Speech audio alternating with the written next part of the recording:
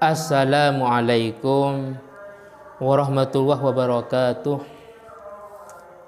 Pada kesempatan ini saya akan melanjutkan dan meneruskan materi kitab Fathul Mu'in, masih dalam ruang lingkup tentang masalah puasa. Kitab I'anatul Talibin juz 2 halaman 227 sampai 228. Bismillahirrahmanirrahim. Qala al-muallifu rahimahullahu ta'ala wa nafana bi ulumihi ya rabbal alamin. Bismillahirrahmanirrahim. Wastiqa'ah ay istida'u qai'in, termasuk daripada membatalkan puasa, yaitu dengan sebab muntah yang secara sengaja. Saya ulangi lagi, termasuk dari hal-hal yang membatalkan puasa yaitu muntah yang secara sengaja. Wa illam ya'ud minhu syai'un li jawfihi, toh sekalipun sebagian dari muntah itu tidak kembali ke dalam perut. Wa illam ya'ud minhu syai'un li jawfihi, toh sekalipun sebagian dari muntah itu tidak kembali ke perut, itu termasuk membatalkan puasa. Gambarannya bi antaqa ya munkisan, seorang itu muntah, membuat muntah dalam kondisi munkisan, yaitu menungging. Jadi muntah dalam kondisi menungging, otomatis kan tidak ada yang kembali ke dalam perut, tapi itu juga membatalkan puasa. Atau aw'adah biwairi ikhtiyarih, atau kembali cuman tanpa ada keinginan dari orang yang puasa itu, maka fahuwa muftir karena li'ainih. Nah sekarang ada sebuah permasalahan, amma idza ghalabahu, kalau dia muntah tanpa ada unsur kesengajaan, artinya tidak bisa ditahan. Jadi dia memang lumrahnya ketika naik mobil umpamanya atau kendaraan umum, ternyata dia muntah, mau tidak mau dia harus muntah umpamanya karena kebiasaannya. Walam ya'ud minhu, dan tidak kembali darinya, au min rikihil al-mutanajjis bihi syai'un ila jawfih, atau dari ludah yang mutanajis, dari sebagian muntah itu tidak kembali ke tubuhnya ba'da wusulihi li hadid dhahir, ketika sudah nyampe ke bagian had dhahir, yaitu bagian luar. Aw ada bi ghairi ikhtiyarihi fala yuftir, atau kembali cuman tanpa kehendak dirinya, maka hal itu tidak sampai membatalkan puasa, karena lil khabari sahih, karena ada sebuah hadis yang sahih. Nah, jadi karena ini tidak bisa ditahan, mau tidak mau harus muntah umpamanya. Jadi intinya, kalau memang dia sengaja untuk muntah di siang Ramadan umpamanya, sengaja untuk muntah, maka ini membatalkan puasa.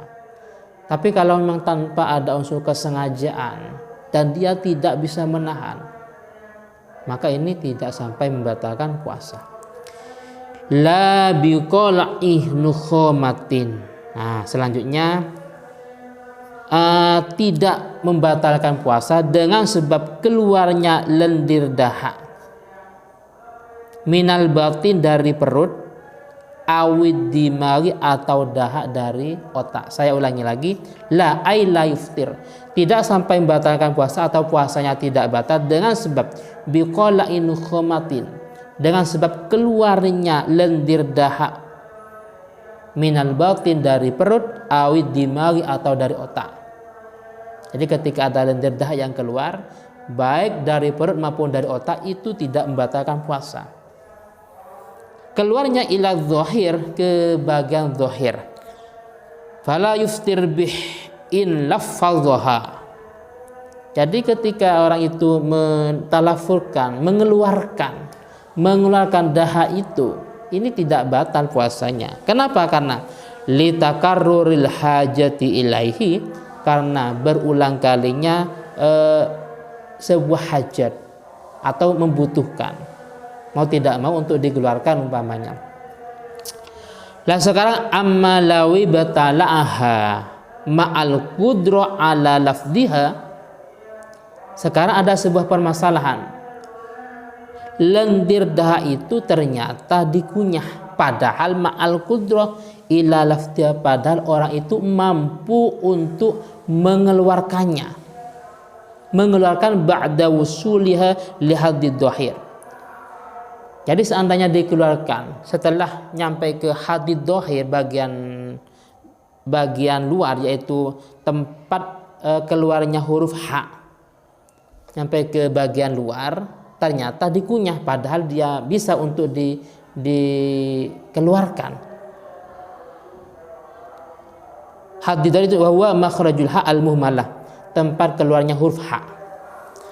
Kalau semacam ini dikunyah padahal mampu untuk mengeluarkan, maka fayuftir qat'an, maka puasanya batal.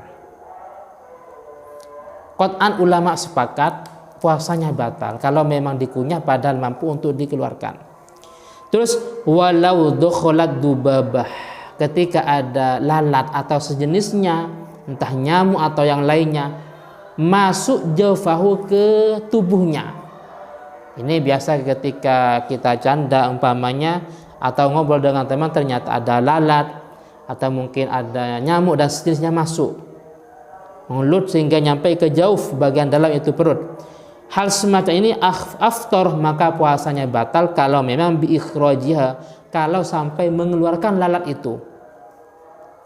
Cuman wajazalahu indarrah baqauha ma'al qada.